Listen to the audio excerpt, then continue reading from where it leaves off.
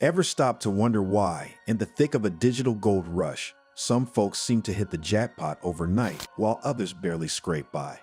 That's the allure of the crypto world, a place where dreams of digital riches draw in millions and where Ray Trapani, a master of the modern con, played his hand with Centratech, promising a groundbreaking card that turned crypto into cash at any checkout. Trapani's pitch was as seductive as it was sinister. But here's the catch. What if the technology wasn't the real product, but the dream itself was?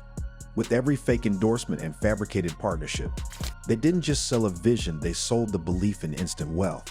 So how did they convince so many to buy into a mirage? And what does it say about our chase for the next big thing? As this saga of deception unfolds, it's a stark reminder that when something sounds too good to be true, it just might be. Let's dive into a story not just about cryptocurrency, but about the price of greed in the digital age. Having big ideas. How do you tell the difference between a dream and a lie? For Ray Trapani and his Centratech team, it was as clear as the small print on a cryptocurrency deal. When these guys first showed up, they had the Centra card, which they said could turn your Bitcoin into morning coffee.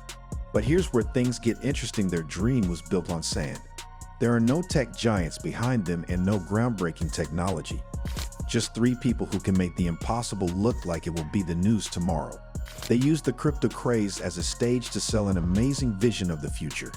Investors lined up with their wallets ready to buy into it. But did it really happen?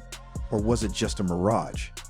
As this story of desire plays out, you have to ask, how do we tell the difference between the visionaries and the ventriloquists in the rush to come up with new ideas? Putting together the house of cards. Have you ever seen a house of cards fall? That one moment when a breath of truth rocks everything to its core. That's how our story changes as the Centratech tale goes from a dream to a lie. Trapani and his team led everyone to believe they were about to change the way crypto was spent. But as the stakes rose, their kingdom began to fall apart. They were caught off guard not only because they lied about partnerships, but also because of how bold their claims were and the fact that they bought and paid for famous endorsements. When investors and critics looked more closely, they saw that it was all a show. What happened? Then there was the fall. The police caught Trapani and his crew just when they thought they were safe. An old story about being cocky, right? The FBI coming in was the wind that broke their house of cards and showed them to be a scam.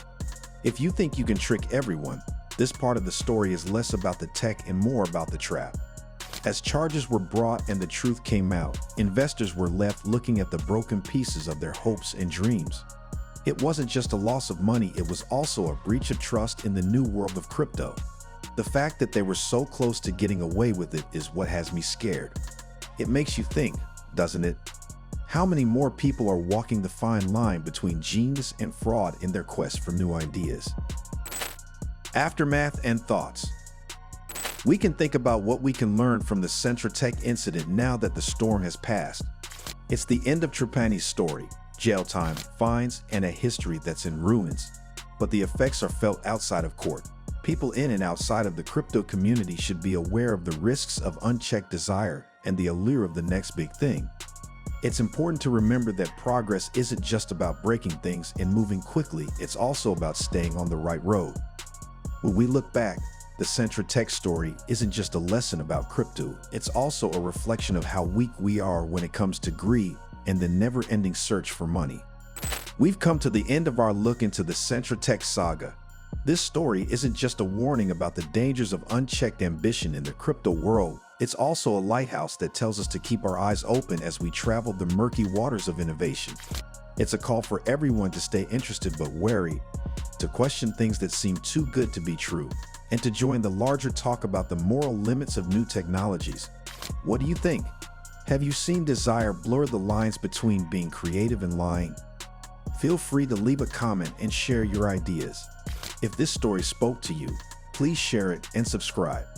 Stay tuned for more stories that look into how technology, ambition, and ethics interact in complicated ways. Let's work together to find a way forward that values honesty above all else.